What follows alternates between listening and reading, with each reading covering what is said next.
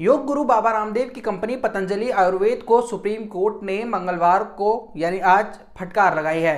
अगर आप भी पतंजलि के प्रोडक्ट्स और खासकर दवाइयां इस्तेमाल करते हैं तो यह खबर जानना आपके लिए बेहद ज़रूरी है। दरअसल पतंजलि ऐसी कई बीमारियों के इलाज के भ्रामक दावे करती रही है जिनका इलाज फिलहाल मौजूद नहीं है। कंपनी अपनी दवाइयों के झूठे प्रचार के साथ भारत में ये दवाइयाँ बेच रही है और कई मौक़ों पर एलोपैथिक दवाइयों पर उंगली उठाती रही है। औषधि और जादुई उपचार आपत्तिजनक विज्ञापन अधिनियम 1954 के तहत यह गैरकानूनी है।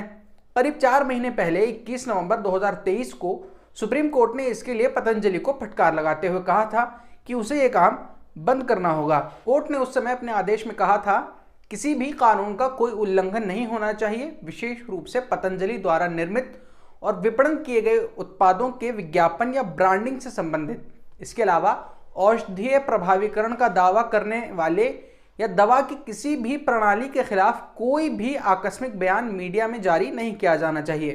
कोर्ट ने उस वक्त साफ कर दिया था कि बाबा रामदेव की कंपनी पतंजलि आयुर्वेद किसी भी तरह का भ्रामक प्रचार नहीं कर सकती और ना ही मेडिकल साइंस की उपलब्धियों को कम आंक सकती है। लेकिन ऐसा हुआ नहीं। पतंजलि ने अपनी दवाइयों को लेकर प्रचार जारी रखा। इसका नतीजा ये हुआ कि इंडियन मेडिकल एसोसिएशन पतंजलि को दोबारा कोर्ट ले गया और इस बार सर्वोच्च अदालत ने पतंजलि को पूरी फटकार लगा दी। जस्टिस हिमा कोहली और जस्टिस एहसानुद्दीन अमानुल्लाह की पीठ ने मंगलवार को मामले की सुनवाई करते हुए पतंजलि और उसके प्रबंध निदेशक आचार्य बालकृष्ण के खिलाफ अदालत की अवमानना का नोटिस जारी किया। कोर्ट ने कंपनी को औषधि एवं जादुई उपचार आपत्तिजनक विज्ञापन अधिनियम 1954 और इसके तहत बनाए गए नियमों के अनुसार बीमारियों के इलाज के लिए बनाए गए अपने उत्पादों का विज्ञापन या ब्रांडिंग करने से भी रोक दिया।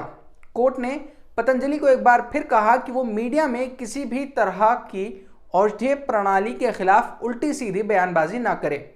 नवंबर 2023 में जस्टिस अमानुल्लाह ने ही पतंजलि को भ्रामक प्रचार रोकने की नसीहत दी थी। जब दोबारा यह मामला सुप्रीम कोर्ट में आया तो वही मामले की सुनवाई कर रहे थे जब आईएमए के वकील पीएस पटवालिया ने कोर्ट को बताया कि पतंजलि अब भी कानून का उल्लंघन कर रहा है तो जस्टिस अमानुल्लाह आग बबूला हो गए।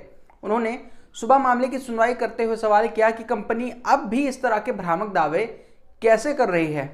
कोर्ट ने पूछा, आप में यानी पतंजलि में इस न्यायालय के आदेश के बाद इस विज्ञापन को प्रकाशित करने की हिम्मत आई कहां से? आप परमानेंट राहत की इलाज की बात करते हैं। परमानेंट राहत से आपका क्या मतलब है? क्या आपके पास कोई इलाज है? जब सुबह स्थगन के बाद ये मामला दोपहर को अदालत के सामने रखा गया तो अदालत ने आयुष मंत्रालय को भी फटकार लगाई। अदालत ने पूछा कि जब ये याचिका अदालत के सामने 2 साल से है तो इतने समय से आयुष मंत्रालय क्या कर रहा है? पिछले 2 साल से देश को बेवकूफ़ बनाया जा रहा है तो मंत्रालय क्या सो रहा है? सोचने वाली बात है कि आयुष मंत्रालय क्या कर रहा है और क्या कर सकता है। जब आयुष मंत्री सर्बानंद सोनोवाल और अन्य केंद्रीय मंत्री बाबा रामदेव के साथ फोटो खिंचवाने, योग करने और गले मिलने में समय बिता रहे हैं तो उनके पास पतंजलि के खिलाफ एक्शन लेने की फुर्सत कहां से होगी।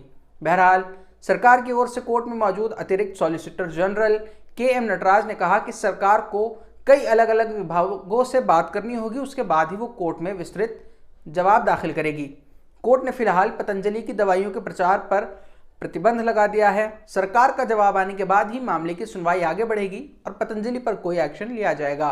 तब तक आप कमेंट्स में हमें बताइए कि क्या आपने अब तक पतंजलि का कोई प्रोडक्ट इस्तेमाल किया है, अगर हाँ तो कौन सा, और क्या आप आगे भी पतंजलि के प्रोडक्ट्स खासकर दवाइयाँ इस्तेमाल करते रहेंगे।